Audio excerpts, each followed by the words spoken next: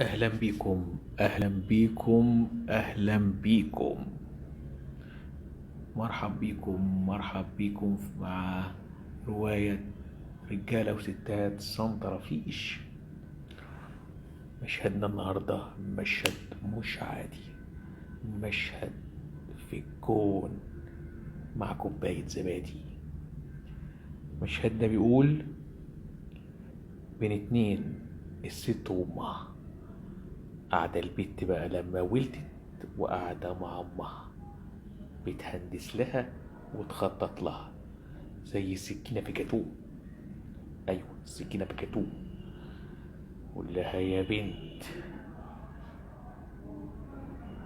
يا بنوت، جبت الولا وقعدت في الكتكوت، اتسجلت يا بنت. ازاي يا ماما؟ اما ليه ربطتي من رجليه فوق وتحت مربعا؟ هيص يا بنيتي. ازاي يا ماما؟ مش عايز يجيب لي لبن ولا عايز يجيب كراوية ولا عايز يجيب حاجة خالص يا ماما. ازاي يا بنتي؟ امال احنا قاعدين بنعمل ايه؟ انت مالكيش اهل ولا ايه؟